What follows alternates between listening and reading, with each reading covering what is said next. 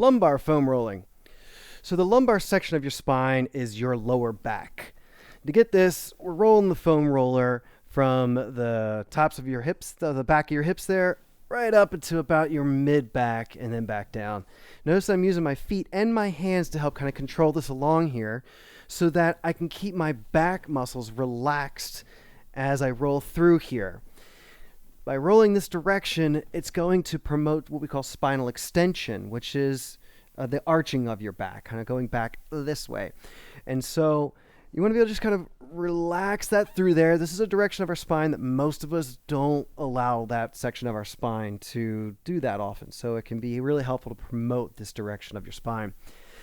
And if you reach a point where it feels good to just relax, you can just stop and just hang out at this spot here, take some breaths, let the weight of your hips and your body promote the opening of your spine this direction. With a few breaths, and then you can roll to another section and you can relax there and then roll further. Just try different points. It's just to allow your back to stretch and open up in that direction. If you need to take a break, roll it down to your tailbone and you can just rest on your tailbone there. And then if you want to get out of that spinal extension a little bit, you can give relief to your back by drawing your knees in and just relaxing in this position here. So I'm actually just kind of propped up a little bit on just above my tailbone with my knees drawn in here.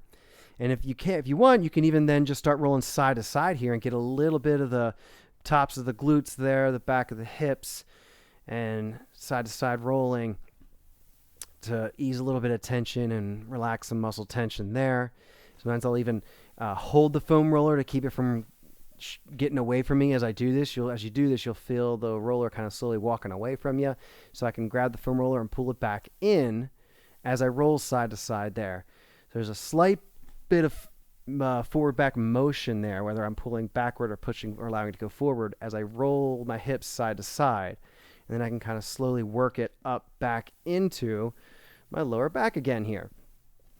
And then from this position, now I'm in my lower back, but with my knees drawn in, so I'm not promoting the spinal extension, but I am allowing the roller to massage into that soft tissue on either side of my spine there. So I just kind of roll my knees side to side, side to side, pulling the roller with my hands slowly more and more up towards me.